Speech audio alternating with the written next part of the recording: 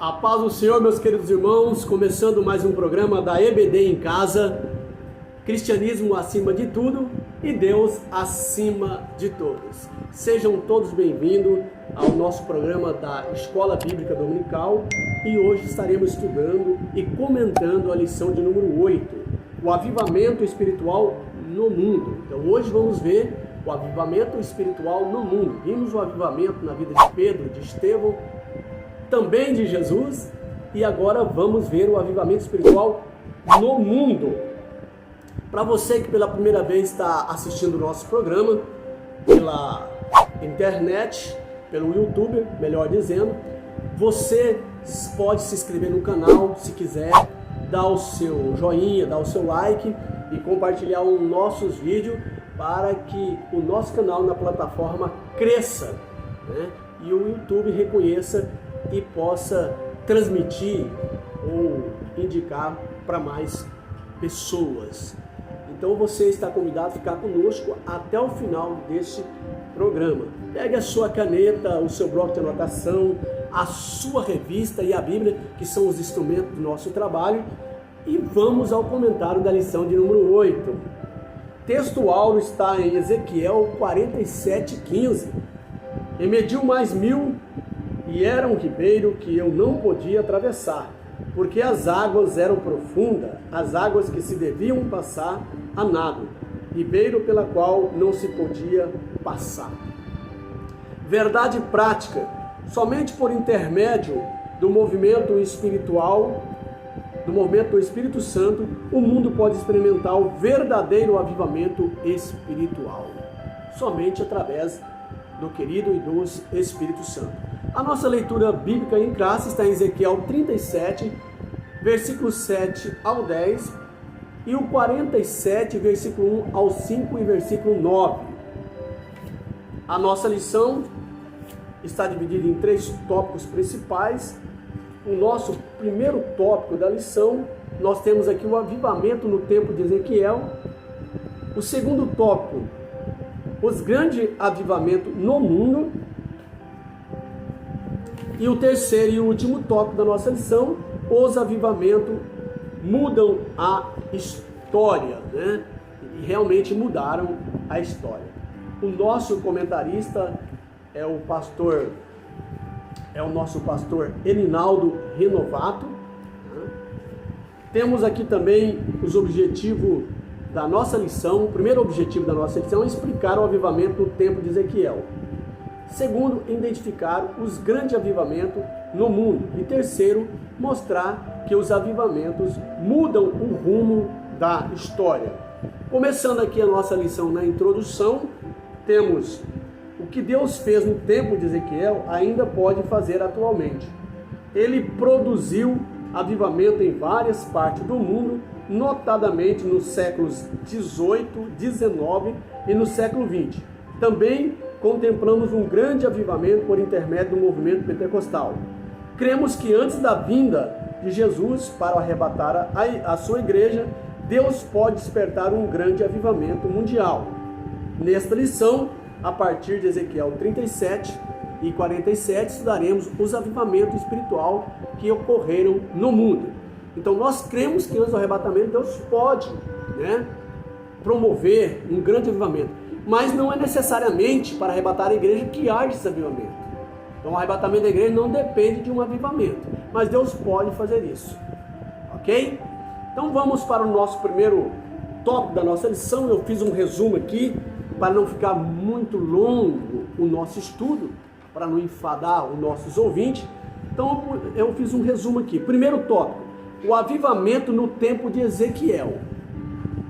Até porque não dá para nós esmiuçar toda a lição, porque levaria aí mais de 1 hora. Então, fazendo um resumo, nós temos um tempo compatível, que dá para a gente, para os ouvintes assistir tranquilamente. Tá? Primeiro ponto, ou primeiro tópico, o avivamento no tempo de Ezequiel. No primeiro ponto, calamidade e restauração de Israel. Nesse primeiro ponto é destacado a promessa de Israel, que é uma promessa futura. Tá? Temos que entender isso. Ezequiel 36 e 21 é uma referência a restauração futura de Israel, que vai acontecer após o arrebatamento da igreja. Tá? Então essa profecia de Ezequiel, ela é escatológica, ok? E esse grande avivamento acontecerá a partir do período tribulacional. Já no finalzinho do período tribulacional vai acontecer esse avivamento, tá? Quando Deus vai derramar, né? Quando Deus vai derramar sobre nós, ou sobre Israel, o Espírito Santo. A Bíblia menciona lá em Zacarias 12:10 o espírito de oração, né? O espírito de súplica, ou seja, o Espírito Santo que vai atuar na vida do israelita, especialmente no período tribulacional, no finalzinho, né? Quando Jesus salva eles da opressão do anticristo, né? Ali na guerra do Armagedon. Israel vai reconhecer Jesus como Messias e Deus vai derramar um espírito de súplica, tá? Um espírito de súplica, como diz aqui, um espírito de súplica, um espírito de oração, que é o Espírito Santo, e eles vão reconhecer o Messias como Filho de Deus, ungido de Deus. No segundo ponto, um vale de ossos secos. Aqui nós podemos fazer uma aplicação dessa profecia, dessa visão de Ezequiel, tá? E como vamos fazer? São 4 etapas mencionadas nos versículos 7 a 10 de Ezequiel, do capítulo 37. Tá? O versículo 7 menciona um rebuliço, os ossos se juntando, e formou um grande exército, mas neles não havia vida. E disse Deus a Ezequiel: poderão viver esses ossos? E Ezequiel disse: o Senhor sabe. Tá? Ezequiel foi muito inteligente. Então o Senhor disse: profetiza sobre esses ossos secos. E disse-lhes: ossos secos. Então profetizou Ezequiel e disse-lhes: ossos secos, ouvi a palavra do Senhor. E quando Ezequiel profetizou, formou-se um grande exército, mas agora com vida. E o Senhor aplicou-lhe, dizendo que aquele exército representava Israel. Então Deus, depois de mandar Ezequiel profetizar, explica que aquele exército que se colocou de pé, que foi formado, é o próprio povo de Israel. É uma aplicação na situação espiritual de Israel, que se sentia acabado, como osso seco na diáspora, tá? No momento que estava passando, por causa da rebeldia espiritual que eles cometeram. Isso nos fala de uma restauração nacional e espiritual. Então, esse vale dos ossos secos, fazendo aqui a interpretação desse texto hermenêutico, ou a aplicação, ele está dizendo, né, está correspondendo a uma profecia escatológica, tá? Que corresponde, certo, à restauração nacional e espiritual de Israel. E nós vamos ver aqui, ao decorrer da lição, que essa primeira situação, que é a restauração nacional, já aconteceu, mas a espiritual ainda vai acontecer. Tá? A restauração nacional de Israel já aconteceu, ele já foi restaurado. Já foi restaurado o Estado de Israel. Israel hoje é uma nação, é um Estado. Tá? Foi estabelecido no dia 14 de maio de 1948, reconhecido pela ONU, ok? Porém, falta ainda a restauração espiritual. Então, bem entendido, a nacional já aconteceu, que é a parte da profecia, e agora ainda falta acontecer a restauração espiritual, que também faz parte da profecia da visão de Ezequiel do Vale dos Ossos Secos. Porque quem vai a Israel, quem vai viajar para Israel, quem vai lá, né? Hoje pode ver que Israel é uma sociedade secularizada. Tá? Nota-se que Israel ainda não se voltou totalmente para Deus. Isso só vai acontecer no período tribulacional. Então, Israel não se entregou totalmente a Deus.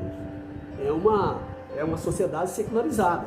Tá? Mas isso vai acontecer, a entrega total, no período tribulacional, no finalzinho do período tribulacional. No período tribulacional, o anticristo vai se revoltar contra Israel e vai haver uma guerra chamada de Armagedon. que é uma guerra do exército, né, do anticristo com as nações, do exército do anticristo contra Israel. Então vai haver 3 anos e meio de paz, né, que é a fase da grande tribulação. O anticristo vai dar solução para a economia, né, na religião e também na política. Ele vai resolver os problemas, aparentemente, e vai fazer uma conexão, uma paz entre Israel e os palestinos, e vai levantar o templo, o grande templo, mas no finalzinho ele vai mostrar as unhas, sentar na cadeira ali de Moisés e sacrificar um porco no templo. Israel então vai ver que não era nada daquilo que ele estava esperando. Então Israel vai se revoltar, aí o anticristo ajunta as nações que estão do seu lado contra Israel e acontece a guerra do Armagedon. E quando Israel está para ser exterminado por essa grande guerra, Jesus vem com a igreja, põe seus pés no Monte das Oliveiras, ele se abre e salva Israel.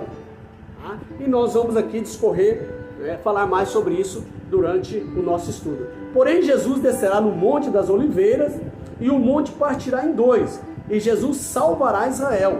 Israel reconhecerá Jesus como Messias e se iniciará o milênio. O milênio será estabelecido nessa época. Israel, juntamente com as nações que forem poupadas no chamado julgamento das nações, em Mateus 25, no finalzinho de Mateus 25, nos versículos, essas nações que serão absorvidas nesse julgamento, também estará no milênio com Israel. Tá? Essa é uma explicação resumida sobre o significado do Vale dos Ossos Secos. Então está uma síntese, né, da visão do Vale dos Ossos Secos por Ezequiel. A restauração nacional já aconteceu em 1948, quando Israel se tornou uma nação novamente. Porém, a restauração espiritual só acontecerá no período tribulacional. Tá? No terceiro ponto, nós temos aqui o rio das águas purificadoras.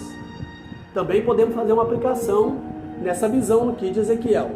Essa é também uma passagem escatológica que nós vemos quando estudamos sobre aquele rio que saía debaixo dos umbrais ali no milênio, onde passava água, era fértil, que ia dando vida a tudo, tá? Então é uma aplicação também escatológica, que nos permite fazer uma aplicação também paractológica, né? Sobre o Espírito Santo, ok? A aplicação diz respeito ao poder do Espírito Santo que é derramado sobre nós, né? O mergulho ou batismo no Espírito Santo. Essa visão também nos dá, né, essa aplicação. Na visão Ezequiel na visão Ezequiel vê um homem que tinha um cordel de medir na sua mão, e aquele homem mediu 1000 côvados, que corresponde a 500 metros, arredondando aqui, expõe, né, um côvado é 45, né, centímetro, é a medida de um antebraço, porém arredonda aqui, expõe 450, nós vamos arredondar para 500 metros.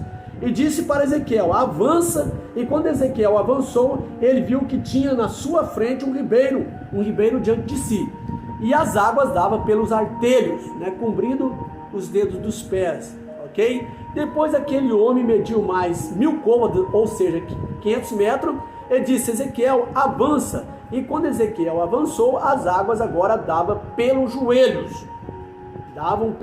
e assim prosseguiu até que não deu mais pés, porque as águas eram profundas e Ezequiel teve que nadar ou atravessar o ribeiro a nado. E isso, fazendo uma aplicação em relação ao avivamento, fala das etapas da nossa vida espiritual. Deus olha para mim e para você e disse: meu filho, avança sobre o ribeiro, porque eu vou te revelar e anunciar coisas grandes e firmes que não sabes. Então essa é a aplicação cabível para essa visão escatológica. Deus quer que você mergulhe mais nas águas profundas, porque quem é santo santifica-se mais ainda. E a cada dia nós vamos melhorando, nós vamos crescendo e nós vamos avançando no oceano do Espírito Santo. No segundo tópico da nossa lição, os grandes avivamentos no mundo. Então agora nós vamos ver os grandes avivamentos no mundo. Tem um resumo aqui, para não delongar muito a nossa lição, nosso estudo. Então aqui o comentarista, o autor, cita na Europa, né? Aí ele cita Alemanha, Inglaterra e País de Gales. Na Alemanha, o autor cita o conde Zinzendorf, ok? E nos fala o que aconteceu no ano de 1722. O movimento dos irmãos morávios, ou da Morávia, um fervor missionário que se espalhou pelo continente europeu e chegou à América. Houve um grande despertamento na busca do poder de Deus, principalmente voltado para as missões mundiais. Então, nós vemos aqui que o autor, que o pregador e responsável pelo esse avivamento foi Zinzendorf, ok? Um grande pregador avivalista. Já na Inglaterra, atuaram John Charles e Charles Wesley e George Whitefield, ok? E todos esses três eram da igreja anglicana. Charles Wesley era o mais cantor e compositor, ele tinha tendência mais para esse lado. John Wesley era um pregador mais formal, mais em lugares fechados. Mas o grande avivalista mesmo era George Whitefield, melhor dizendo, ok? Já no País de Gales temos Evan Roberts, um garoto de 13 anos que teve uma visão de um grande avivamento e convidou os seus amigos, seus colegas, para abandonarem a prática de pecado. E por volta de 1904, 1905, o avivamento começou e alcançou não só a sua cidade, mas vários países do mundo. E ele se tornou um grande ganhador de alma. E na sua oração, diz que ele orou 10 anos para esse acontecimento, segundo a história. E na sua oração ele clamava: Senhor, dá-me almas. E o Senhor lhe deu. Atendeu o pedido. Porque nós temos que saber orar e pedir. Aí Deus nos atende. Mas quando nós pedimos para o nosso próprio deleite, esqueça. Mas para a obra de Deus, certamente Ele vai responder a sua oração. E esse era o coração de Evan Roberts. Tá? No segundo ponto fala do avivamento nos Estados Unidos. E é citado Charles Finney, tá? Um pregador itinerante.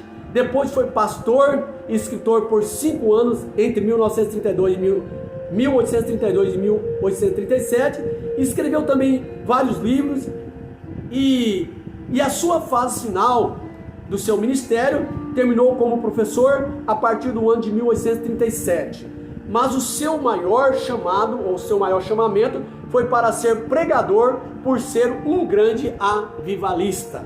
No terceiro ponto, o terceiro e último ponto, temos as raízes do avivamento pentecostal. É citado Charles Fox Parham, tá? O obreiro, leigo e pregador itinerante, no ano de 1900. Ele fundou o movimento pentecostal Fé Apostólica, na cidade de Topeka, no Kansas, tá? Estados Unidos da América. É citado também em 1901, em Houston, Texas, o pastor negro, filho de escravos da Louisiana, William Seymour, tá? William Joseph Seymour. E esses dois pregadores avivalistas tiveram contato, e William Seymour, quando o William Seymour teve contato com esse grande pregador aqui, que nós citamos, Charles Fox Parham, tá? Ele foi batizado com o Espírito Santo, porque Charles era um grande avivalista, tá? E ele começou o movimento do batismo com o Espírito Santo. E aí Seymour teve contato com ele, foi batizado com o Espírito Santo e levou esse movimento, certo? Seymour levou para a Rua Azusa, em Los Angeles. Em 1906, houve um grande avivamento e espalhou para vários lugares. E foi ali que Gunnar Winger e Daniel Berg foi batizado com o Espírito Santo, tiveram contato com a mensagem pentecostal e vieram para o Brasil em 1910, e em 1911 eles trouxeram o grande movimento pentecostal assembleano, e já tem mais de 100 anos para a glória de Deus. Quem pode dar glória a Deus aí? Então foi esses dois rapazes, esses dois heróis da fé que trouxe o movimento pentecostal, o batismo com o Espírito Santo para nossas igrejas. Terceiro e último tópico: os avivamentos mudaram uma história. Tá? Então fizemos um resumo aqui, bem prático. Primeiro ponto: impacto no mundo. Esse impacto dos avivamentos no mundo mudaram a forma das nações, de empresas, de instituições, maneira de encararem as coisas. Então mudaram, tá? A maneira dessas instituições, das empresas encararem as coisas após esse grande impacto do avivamento pentecostal. Mudaram os conflitos raciais, até os conflitos raciais que havia nos Estados Unidos foram mudados. A pregação de Charles Finney era, em grande parte, contra a escravidão nos Estados Unidos. Deus usou o Finney para contrapor a escravidão nos Estados Unidos. Último ponto, ou seja, o segundo e último tópico do terceiro tópico: as gerações depois dos avivamentos. O mais difícil de experimentar, né?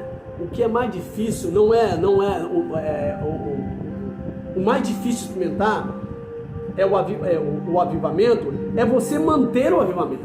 Então, não é o mais difícil você experimentar o avivamento, mas é manter o avivamento. Muito mais difícil de que acender a chama pentecostal é você manter o fogo, né? A chama pentecostal acesa.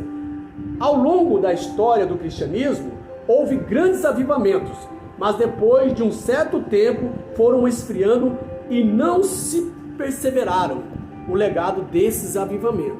O que Deus tem, e nós pedimos agora, meus queridos, que Deus tenha misericórdia de nós, né? E que possamos ter compromisso com a palavra de Deus para acender e manter a chama do avivamento pentecostal acesa. É nossa responsabilidade. Conclusão da nossa lição. Estamos chegando ao término dessa lição. Deus deseja operar nas igrejas e no mundo. Promover um poderoso avivamento espiritual que sacuda as estruturas eclesiásticas e denominações denominacionais, tá? Entretanto, é preciso buscar o batismo no Espírito Santo com perseverante fervor, que haja sinais e milagres, prodígios e maravilhas em nome de Jesus. Que sempre haja isso em nosso meio. Que o Santo Espírito sopre o avivamento espiritual e que o uso abundante dos dons espirituais seja real e abundante em nossos cultos. Glória a Deus. Que Deus abençoe você por estar conosco até esse momento. E se prepara para a nossa próxima lição, que será uma bênção também. Bye bye e até o próximo vídeo, galera. Um beijão no coração.